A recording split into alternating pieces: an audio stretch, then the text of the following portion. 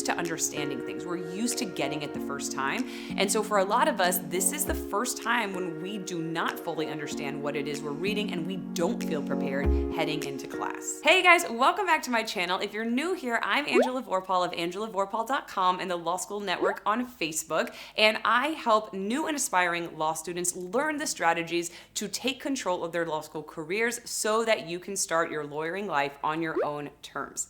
In today's video, we are going to be diving into a topic that affects so many law students every single cycle, and definitely was something that I struggled with as a new law student as well, and that is this concept of imposter syndrome. So imposter syndrome is this feeling that you're not good enough, you're not smart enough, you don't deserve to be here, everyone else is more qualified than you, and sooner or later they're going to figure out that they made a mistake in letting you in, and they're going to expose you for the fraud that you are. So this is no small thing and affects tons and tons of law students every single year. So in this video, we're going to dive into where these feelings come from and what you need to know in order to combat them so that this feeling of imposter syndrome loses its power over you and you can continue on your path to becoming the amazing attorney you were destined to be. And so in looking at why imposter syndrome seems to blow up so big when we start law school, there are a few sources that tend to repeat themselves. And so the first one is our prior academic success before law school and the gap between that experience and what we expect law school to be like. And so for most students who carry on to law school, we've done really, really well in school, right? You generally have been at the top of your class in high school, in college, in grad school. And for a lot of students, they come and tell me that they didn't even really have to try that hard, that they could really rely on their mental horsepower, their memorization skills, kind of cramming at the last minute, and still doing really, really well. And so because that has worked for so many people for so long, when they begin law school, there's this assumption that those same strategies and tactics will get them the same results. And so when they don't work and they don't see those same results, there's a huge gap in how they saw themselves before law school and how they see themselves now. Another source that really feeds this feeling of imposter syndrome is the inherent competitiveness of law school. And so law school is traditionally graded on a curve, meaning that the majority of students are going to get something in the B range and only a very small percentage are going to get A's or A minuses.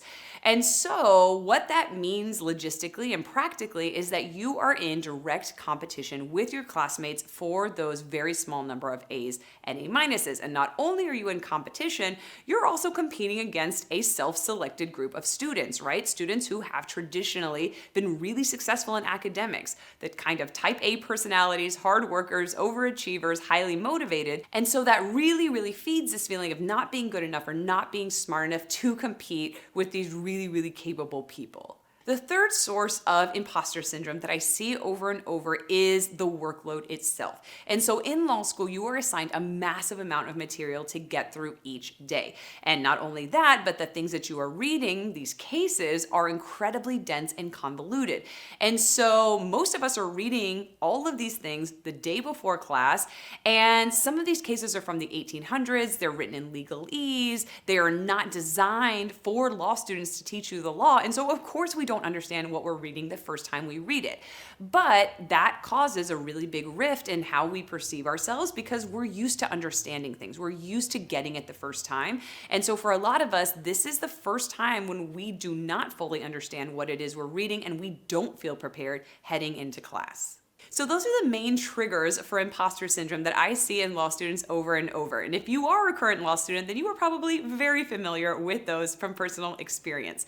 And so let's talk about what is important to understand so that you can combat those feelings of imposter syndrome when they come up. And the first one to understand is that everyone starts from zero.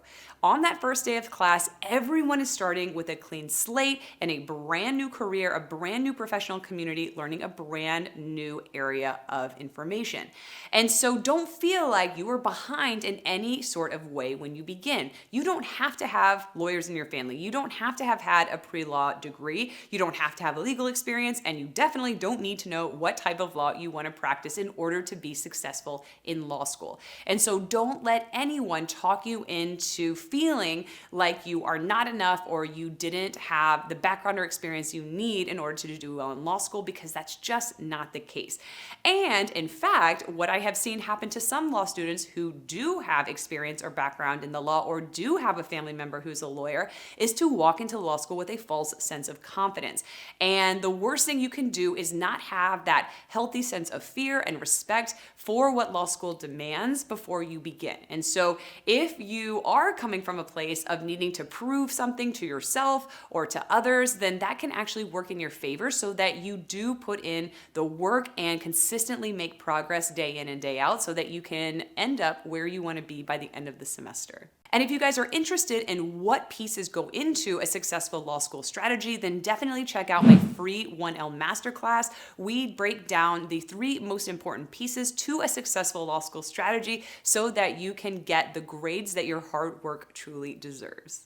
The second important thing to keep in mind is that the people who are the loudest are also the most insecure. So stay with me on this one. In law school, it tends to attract a lot of really strong egos. I do not know why that is the case, but it definitely is. And you'll start to hear people bragging about how much they're studying and how many hours they're spending in the library and how interesting and intellectually stimulating they found the cases. And it's really, really easy to let yourself be intimidated by those people. And especially when somebody's speaking up in class a lot, asking a lot of seemingly interesting questions and seemingly knowing the cases backwards and forwards, it can really, really play mind games on you. So do not let it. And here's why. When people are talking up in class, that's just their version of insecurity manifested in a very particular way, because they're also trying to prove to themselves and the people around them that they're good enough, they're smart enough, and they deserve to be there. And what you'll tend to see is that the people who talk the most in class, generally speaking, are not going to be the people who wind up at the top of the class rankings. And the people who do wind up at the top of the class tend to be the quiet ones in the back who just have their head down, blinders on, and doing the work day in and day out. So if that's where you want to be and that is your goal, then don't let those big egos or those big personalities get to you. The third thing to keep in mind is that you're here. You did it. You got into law school. You deserve to be here. That is absolutely evidence of your intelligence, your hard work ethic, and your capability. And so when you realize and notice that your brain is sort of focusing on the things that you're most worried about, most concerned about, feel like your weakest parts of you, that you have to show it evidence of success in the past to combat those negative feelings. Because if you don't, it's going to tend to focus just on the pieces that you feel the most vulnerable about. And so keep in mind that law school admissions officers are not in the business of letting people into law school that are not going to succeed. And so you absolutely can do this. You just tend to have to regularly remind yourself and remind your brain of the evidence of the success that you've had in the past, which has brought you where you are right now. The next thing I'll say, which is very closely related, is to avoid comparison culture. And I know that that is really tough to do in law school where there is inherent competition built in. But the truth of the matter is that everybody can have the ideal legal career that they want. The truth is there are thousands of lawyers and millions of people who need legal services, and you are uniquely positioned by your life experiences, professional experiences, interests, strengths, and abilities to serve a very specific portion of the population. And that legal career and that life can look like however you want. And so there is room for everybody to build the career that they want. And there's no reason to feel like you're not good enough, because you get to define what a good life looks like and what a good legal career looks like. And so when you feel yourself fall into that trap, just remind yourself that whatever you want to build is possible and does not conflict with what anyone else wants to do in their life or their legal career. And the last thing I'll say about imposter syndrome is that I know how stressful and how difficult it can be to feel that as you make your way through law school. But in another way, is also a really good thing, because it means that you are stretching yourself outside of your comfort zone and doing something really challenging. And that's why it feels so uncomfortable. And so even though, yes, those feelings will come up over time again and again, just remind yourself that that's because you are growing and changing and doing something really, really amazing with your life that not everybody can actually do or chooses to do. And so the cool thing about making your way through law school school is that that's an experience that you're going to carry with you for the rest of your life.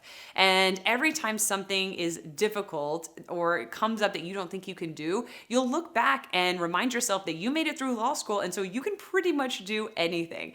And so that will change the way that you view yourself and what you see yourself as being capable of. So as uncomfortable as it is, wear it as a badge of honor that this is an amazing experience that you are making your way through, and it's going to make you a stronger and more capable person going forward. That's it for this week's video, guys. I hope it helped break down imposter syndrome so that you can see right through it for what it really is and stop it in its tracks before it gains too much momentum. And if you are looking for a community of law students and pre-law students who are going through the same fears and emotions and struggles as you are, then be sure to join us inside Law School Network Facebook group. There's over 1,000 amazing humans in there sharing their experiences along the way. So I hope to see you inside soon.